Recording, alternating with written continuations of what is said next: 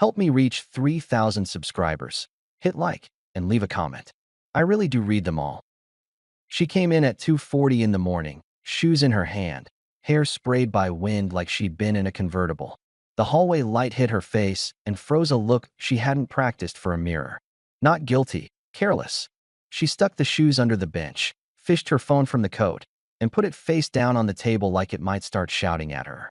"You're up?" Jenna tried to whisper, then cleared her throat. "Mia's couch is a brick. I figured it'd be quieter here. In our house." I pushed my mug toward her. "Tea. No lecture." "That's usually true." Phone died. She slid into the kitchen, cracked the fridge, stared at nothing. "We did movie night. Then we talked. Time got weird." "In the same neighborhood as the calendar?" I reached for my calendar on the wall, tapped the empty box under today. No note. No text.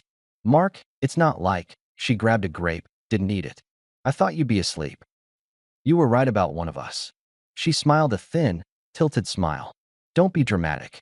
I lost track. It happens. Not by accident. Not twice in a week." She blinked, twice too slow. "Twice? You keeping score?" "I'm keeping respect. It was on sale last month and I stocked up." "You're impossible." She took the mug, sipped, made a face like I'd slipped gravel into the water. "We're fine. Then write me down for fine on the calendar next time you don't come home." She opened her mouth to aim a line at me, changed it halfway. "You're overreacting." "Maybe," I answered, sliding the mug away from her before she dropped it. If I'd known where it was headed, I'd have slept that night like before a marathon. I didn't know. Yet. The next morning was practical. I make oatmeal and eggs every day at 6. She usually scrolls weather, steals half my eggs, kisses my cheek on her way to a shower, she times to the minute. That morning she moved like a guest who thought the host had hidden the bathroom. "You're early," she muttered, seeing the pan already in the sink. "I'm on time. You're late from yesterday." I took my lunch out, a simple box with chicken and rice, and set it near my keys. "You're still on that diet?" Her tone made diet sound like a hobby for toddlers. "You used to be fun. I used to get full nights of sleep. You're making this a thing." She leaned on the island, waiting for me to offer her eggs. I didn't. She frowned. "Wow. Punishment? So that's how we do it." "No punishment. New rules." I set my fork down. "If you decide to spend the night elsewhere, send a quick text by 11. Not coming back." 6 words. I don't need a paragraph. I need clarity. Clarity. She twisted the word. It was spontaneous. "I can't schedule spontaneity for your approval." "You don't need my approval." I raised a brow at her. "You do need my respect. That lives next door to clarity." They carpool. She laughed once, too loud for the kitchen. "I'm not your intern. You keep being my wife, we're good. You act like a roommate, I'll adapt." God, Mark. It was a movie night. She finally popped the grape into her mouth like a dare. "You make it sound like a crime." "Don't care what it was. Care that you opted out of here without a heads up." I picked up my keys. "So, new rule. Tell me if you're not coming home. Or don't. But understand what it buys you." "What does it buy me exactly?" "Less access to me. Less access to my calendar, my time, my help." I shrugged, put my lunch in my bag. "I like simple trades." She flicked at a stack of mail. "You're threatening to be less nice?" "I'm saying I won't be an on-call concierge you check into when convenient. We're adults. We coordinate." I stepped around her toward the garage door. "If you're free tonight, dinner at 7. If you're not, I'm at the gym till 9. No debate." "Gym at night." She squinted. "Since when?" "Since now." I held the door open. "Text by 11, Jenna. Or enjoy your spontaneity." Her jaw set. "You're ridiculous." "Maybe. It's still the rule." She let me go with a fine, stretched like a rubber band she planned to snap later. As I pulled the door shut, I glanced back just enough to see her turn my phone face down on the table out of habit. Mine buzzed. Hers didn't. I drove to work thinking about 6 words and what people hide behind them. It started with a test I should have seen from space. That night, she came home at 10:58. She hung in the doorway, acted like a teenager walking past curfew. "Text you," she announced, holding up the phone like a trophy. "By 11. Happy. Accurate." I replied, stringing a resistance band in the garage. "You want to eat, or are you headed somewhere?" "Maybe I'll grab something with Sarah." She checked her messages. "Girls are out." "I'll pass." I paused my workout. Calendar says couples dinner at Nolan's Saturday. I'm canceling that. She stared, without asking me. It involves both of us, and we're not a both of us this week. I tapped my phone. I'm not walking into other people's house to pretend we're in sync. I'd rather push it a month. That's rude to them. It's respectful to me. I added, I can call Nolan or you can. Your pick. You don't get to manage our social life. I get to manage mine. I looked at her. I'm cutting out events where we act fine while you keep 2 time zones.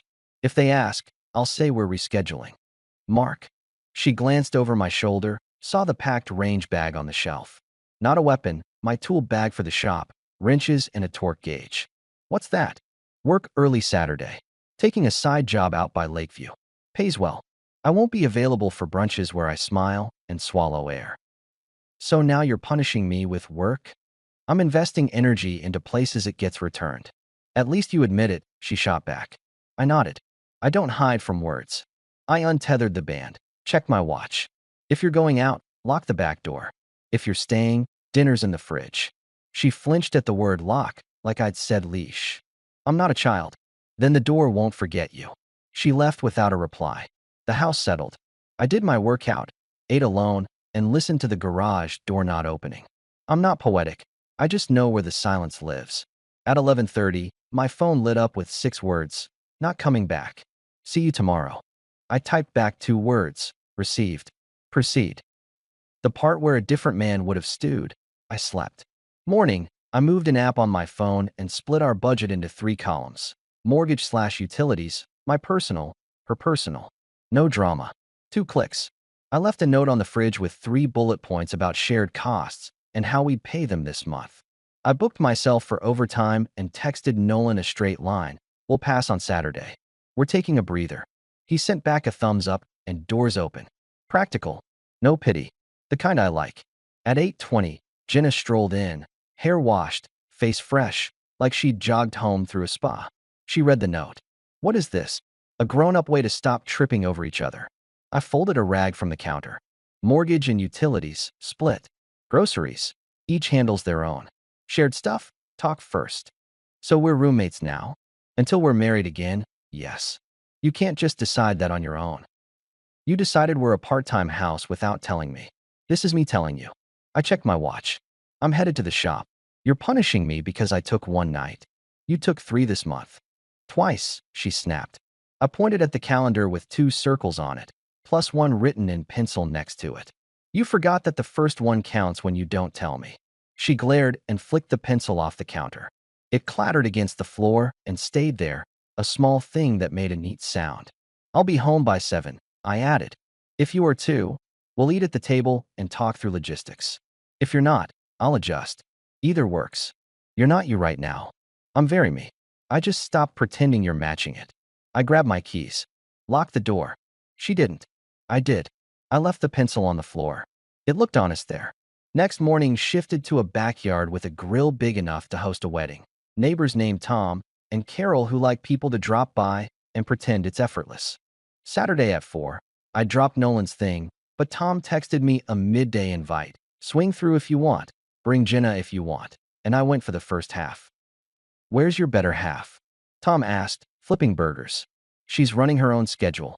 I told him, cracking a soda. I'm on mine. He smirked. Translation, you two are normal. Carol floated over with a tray of cut fruit. We haven't seen you guys together in ages. Busy. Going light on joint calendars, I said. Keeps expectations honest. Honest, Carol echoed, like it tasted odd. Jenna showed up an hour late in a sundress too bright for the weather, chin high, sunglasses on like she thought paparazzi had found our street. She kissed the air near my temple. Hey, glad you made it, I offered. Wasn't sure. She reached past me to grab a slice of pineapple and laughed at something Tom said. Within 10 minutes, she'd found a circle to hold, and there it was, the public angle. She started with the friendly ribbing. Mark worries, she told Carol's sister, who was nice in a blank way. If there was a world championship for calendars, he'd be on the podium. I smiled without teeth. Keeps me employed. Oh, he's a planner, she went on. He likes to know where everyone is. If I breathe in the wrong zip code. If you stop breathing for hours without a text, I cut in. I look for a pulse. It's basic. Her smile flattened for a heartbeat. then popped back even bigger. He's old school. He thinks phones are leashes. Tom chuckled. Mine is. Carol texts me to bring ice. I bring ice. See? Jenna trilled. I married a foreman. Shift start, shift end, check in, check out. I put down my cup. Let's be accurate, Jenna. I married a partner. Partners coordinate. If you want part-time, say part-time. People adapt. She shot me a sideways glance. I'm just kidding. Me too. I lifted my drink to the group. Kidding is fun as long as it's on both sides. Carol cleared her throat.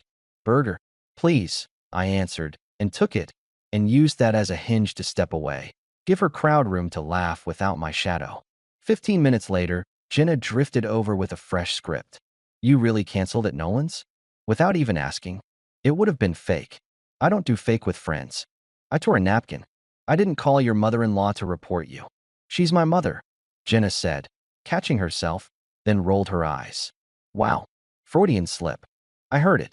I looked at Tom's side yard. I'm leaving in 20. You're welcome to ride or stay. If you stay, lock the door when you come later. You're seriously doing this roommate stunt in front of people? I'm doing this life in front of people. That's the point. No pretend.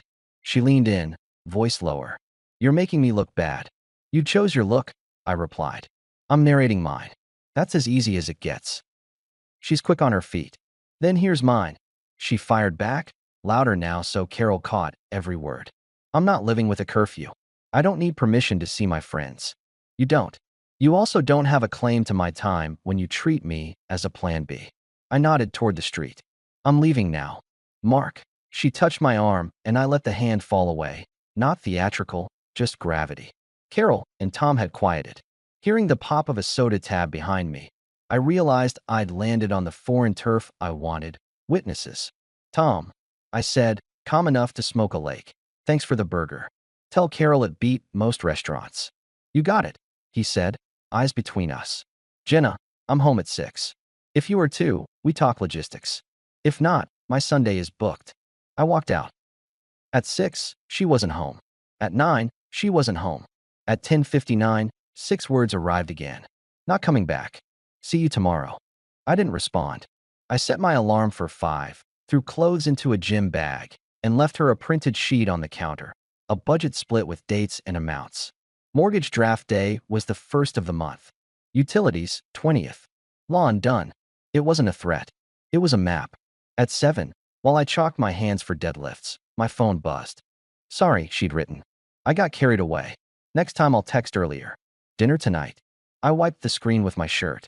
7. I'll be home 10 minutes late. Start without me if you want. At 7 that night, she'd cooked chicken with lemon, something she hadn't made in months. She poured me a glass of water, touched my shoulder, laughed about nothing. Soft eyes. The first softening. It would have fooled me 5 years ago. About the other night, she murmured, moving plates around for no reason. I messed up. I should have called. I don't want to be adversaries. You're my person. You can be that, I replied, eating. Just be my person on purpose. I can do that. We'll see. I ate, thanked her for dinner, cleaned my plate, and took my book to the guest room without a speech. She watched me go, lips parted like she wanted to throw a net. She didn't. That restraint meant she'd planned a bigger play. Monday, 11 sharp, the bell chimed and Jenna walked in with a bag of takeout. You haven't taken a lunch break in years, I said, setting down a wrench. Well, she chirped, hoisting the bag. Maybe I'm changing things. Surprise. Okay. I answered, washing my hands. 10 minutes. She spread containers on the desk that holds my invoices. Steam curled up from rice like it wanted to go home. She watched me eat. You're mad at me, she announced, making it true so she could argue with it.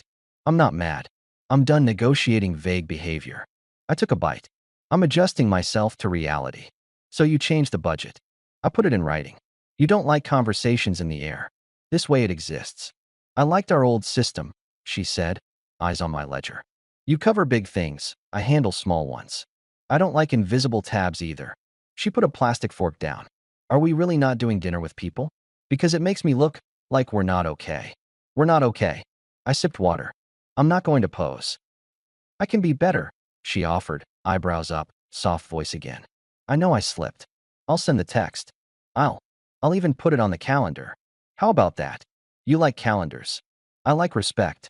Same difference, she said. And I watched the slip. She didn't think that. She thought respect was a price for comfort.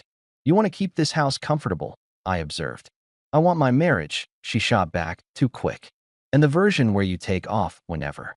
That's an exaggeration. Two guys on a ladder outside my bay door yelled about studs. Good noise. The room held it for us. She sighed dramatically. Maybe the problem is we got too traditional. We should be more modern. People don't report to each other like bosses. People are free. Free, I repeated. You know, like, live freer. No one checking in. She stirred her rice without tasting it. Open. Trusting. What does open mean here, Jenna? It means not being glued at the hip. Not making each other feel guilty for having a life. I don't make you feel guilty for having a life. You do when you make rules. I make rules for me. You ignore them. I adapt. She rolled her eyes toward the ceiling like she was on a sitcom, and the audience laughed with her. Okay, I'm going to say the thing you're going to mock. What if we let each other, explore? It's a big word. Adults do it. Less pressure. We meet in the middle. You're not against being free, right? I set down the fork. Kill turn. No music, no drum roll, just words. Do what you want. But not in this marriage. She blinked like I'd thrown a glass of water. I'm not saying, no, that's not. You're twisting it. I heard you. You want a setup where you can color outside lines and keep the house warm when you walk back in. That's not a marriage. That's a layover. I wiped my mouth, stood, tossed the napkin. You can chase freedom. You can't keep my ring around it as a wristband. You're so rigid. I'm precise. So you're just what? Ending it. Over a conversation. I'm ending the pretending. We can pack this respectfully. I didn't mean. You're overreacting. You've been living like this for months. You just got brave enough to name it when you thought I'd swallow it because it came with lunch. I picked up a parts catalog. You're free. I'm not your landing pad. So that's it. That's it. She looked like she might cry, but Jenna cries like a cat meows, deliberate and for effect. I thought you were different. I am. I don't give speeches. I change conditions. I pointed to the clock. Tonight after work, I'm moving into the townhouse on Maple for 60 days. I'll forward you the mortgage schedule. You cover utilities during that window. I'll take the lawn and the insurance. You already found a place? I know the property manager. Spare units open. It's practical. You're not even going to try counseling? I'm counseling myself to leave a table where the house rules got changed without a vote. That's enough. You're throwing away years. I'm throwing away a game I didn't sign up for. I picked up my wrench. You wanted freedom. This is what it looks like when both parties take it. She stepped back like the bench had moved under her. I didn't think you'd actually. You planned on having it both ways. Comfort and options. You get one. You picked. I'm picking two. She stared. Outside, the ladder creaked. My radio scratched a weather warning. She gulped breath for another angle. Can we talk later? No debate. Logistics only. I nodded to the door. I have work. She left her takeout and went. I threw it out when it cooled. Jenna tried the floodlight. If gentle apology didn't fix it, maybe a grand gesture would. She showed up at the townhouse at 8 with a casserole and a bottle of something I don't drink. You don't like wine? I noted. It's for the counter. It's nice. She set the dish down, toward the little place like it offended her. You're really staying here? It's small. It fits the month I'm giving to transition. We really can't just reset? Wipe the board? I'll be more careful. You want to be more careful at your free plan. I heard you. I started folding boxes from the floor to stack in the closet. This isn't me threatening. This is me ending a model that didn't work. You're taking it personally. It was personal. I'm not. I'm not doing anything wrong. She gestured vaguely. People do this. They're honest about it. It keeps things exciting. You want excitement, I replied calmly. I want a teammate. Those aren't the same sport. What if we just don't tell each other anything we don't want to know, and we keep the house intact? She smiled like she'd found a math trick. You like order. I like freedom. We can have both. Not with me. I opened a cabinet. It's cleaner this way. Cleaner. She swallowed. You make me feel like a criminal. Guilt and logistics aren't the same. I'm not punishing you. I'm removing myself as your safety net. You're cold. I'm clear. She stared at the faded carpet, then tried the next tactic, touch. She stepped in, wrapped her arms around my shoulders, kissed my neck like we were on vacation. Baby, she breathed. Don't do this. We're us. Remember us? We stopped being us when you started being elsewhere. I can fix it, she whispered, pressing against me. You can do what you want. I'm done. She pulled back like she'd been burned. Wow. Tomorrow night, I said, undeterred, we're at Dave's. He invited us for a poker night. I'm going. I'll say my piece, so the people closest know what's what. You're welcome to come and hear it there, or not. You're going to make an announcement? That's tacky. It's context. I'm ending rumors before they start. People don't need to know private things. They don't. They need to know how to schedule us. That we're separate for now. Great, she snapped. So I get to be talked about. You created a situation. I'm creating clarity. She grabbed the casserole. Keep it, she muttered and walked out. She left the wine. It stared at me from the counter like a prop from a play I wasn't in anymore. At Dave's, the garage smelled like oil and old jokes. Guys I've known 15 years sat around a folding table with dented chips. Dave has a mechanic's hands and a therapist's patience. He raised his eyebrows when I walked in solo. Jenna parking? Dave asked. She's not coming. A couple heads turned. Anita, our dispatcher from the yard, had been invited by Dave's wife and drifted over with brownies. She's direct. Trouble. No trouble. Update. I leaned on the tool chest. We're taking space. If you see one of us without the other, don't add a story. There isn't one. It's clean. She's running her schedule. I'm running mine. I won't be at couple stuff for a while. Dave eyed me. That's all. That's all. I threw in. If you hear noise about me being controlling, chalk it to me being allergic to double standards. Copy, Anita said, eyes sharp. You okay? I'm good. Dave tossed me a chair. We got cards. The rest can wait. Around 10, Jenna walked in like she owned the building.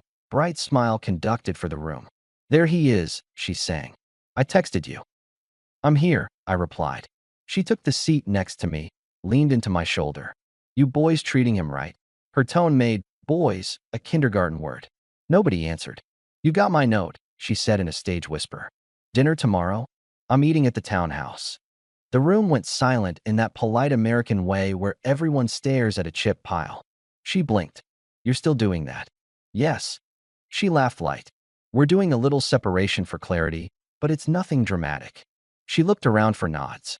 Anita raised an eyebrow instead. Dave set down his beer. None of my business, but you two figure your arrangement however you want. He asked us not to make up stories. We won't. Jenna's smile twitched. Good. Because there's nothing to make up. Great, I said, and took a card. She grabbed my wrist. Can we talk? We're talking here. Not here. Here is fine. She tightened her grip, then realized she had an audience and released. We'll discuss at home, she said through her teeth. I won't be at home tonight, I replied. I'm at mine. I made that clear. She shot me a look that said she ran out of scripts. Fine. Enjoy poker. She stood, smoothed her dress, smiled to the group, and left. Anita's I found mine. You're not flinching. I'm done flinching. Good, she said, like it cost her nothing to approve a grown man being grown. After midnight, my phone buzzed with attempt number 2 at softening. A long paragraph of affection, promises, nostalgia, and a picture of our first apartment. I put the phone face down. The world didn't end. I canceled the couple's trip we had in late fall, refunded the deposit, and moved my Saturdays to the shop. I took my name off the auto-pay on her phone, told her in plain text, 30 days notice, not a trap. I moved my checks to my account and scheduled my part of the mortgage. I gathered my own insurance, car, and tax documents into a binder the size of an old textbook. I sent her a list. Here's what I'm covering. Here's what you're covering. If any of it feels unfair, make a counteroffer in writing. If not, we proceed. I didn't need a reply. I needed a plan that didn't rely on her mood. She called. You're doing all this like I'm a stranger. You made yourself a stranger. I'm responding in kind. You freaked out because I want to be independent. You wanted to be independent with a safety net you don't maintain. You love your rules. I love my time not being wasted. You'll be back, she said softly, as if saying it conjured the magic tunnel where men return because the couch is lonely. You always cool off and forget why you were mad. I wasn't mad. I smiled at the binder. And I won't forget. I wrote it down. She tried a different angle. My mom was asking about Thanksgiving. She can ask you. We always do it at your brother's. Not this year. You're punishing my family. I'm not responsible for their expectations. She sucked in air through her teeth. You're colder than I thought. I'm steady. The day I officially moved my last box out, she arrived in sweats, hair in a ponytail. No makeup. The softness costume again. It had worked on me when we were new. It was a memory that had nothing to do with now. Can you at least come home tonight and talk? I made dinner. She stepped aside to show me bags in her car. I bought all your favorites. Stop buying what you think will bribe me. I clicked the storage bin shut. It doesn't help you. She dropped the performance. Then tell me what does help. What helps is a clean exit. No drama. No slander. No half-truths to friends. You tell yours what I told mine. We're taking space, likely permanent. If that changes, it won't. I'll tell you. Likely permanent, she echoed, as if that was a phrase she'd never thought would apply to her. Yes. So it's final. Her jaw worked. Over what? Some nights with friends. It's final because you changed the kind of marriage and expected me to applaud. I'm not your audience. She squared her shoulders, defiant again. Don't come crawling back when your little apartment feels small and empty. It won't be empty, I answered. Already shopping? She snapped. Already living. There's always that last argument where a person tries to export their chaos into your trunk one more time. I kept mine locked. Keys, I said. Give me yours to the townhouse. I'll give you mine to the garage this weekend so you can get anything you stored in there. After that, we're done swapping. She fished a key from her ring, snapped it off, slapped it into my palm. I hope you enjoy your precious quiet. I already do. I slid my key onto the counter. We're done. Fine. She pivoted like a baton twirler and left. The door closed properly. No slam. No movie ending. Better. 3 days later, a mutual friend forwarded me a screenshot of a group chat where Jenna floated a narrative about us, evolving, and not limiting each other. A pretty way to sell a mess. I called her once. Don't do that, I said when she answered. Do what? Spin me. I'm not a storyline. I didn't name you. You didn't need to. Keep my name out of your recruitment. You can't tell me what to say. I can tell you the price. If I hear more, I list my side in one paragraph to the same people. Nothing mean. Just facts. You don't want that. Keep it clean. Silence. Then, fine. Good.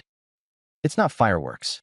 It's a morning 6 months later when you realize you slept like a person without a fire alarm in his ribcage. I bought a small house out by the river, old wood floors, a garage that fits my tools without me playing Tetris. I fixed the fence myself on a Saturday and smiled because it stayed fixed when I walked away. I traded my old car for a used pickup that can haul a half-ton without hating me for it. I eat breakfast on a deck with a cheap chair I like more than furniture we bought after arguing in showrooms. Works good. I took on a contract that lets me pick my hours. Dave drops by sometimes. We fix a neighbor's mower for sport. Anita introduced me to her friend Claire, who teaches kids to read better and owns 3 plants she hasn't killed. We go for coffee and walks. She likes plans and I like that she likes them. There's no presenting. I talk, she hears it. She talks, I answer. Silences are just silences. As for Jenna, I hear in passing. Carol mentioned she moved into a smaller place across town. Someone else said she swapped cars for something older to keep costs down. She posted a lot for a while about sunsets and freedom and that word open like it was a brand. Then her page went quiet. Maybe she's okay.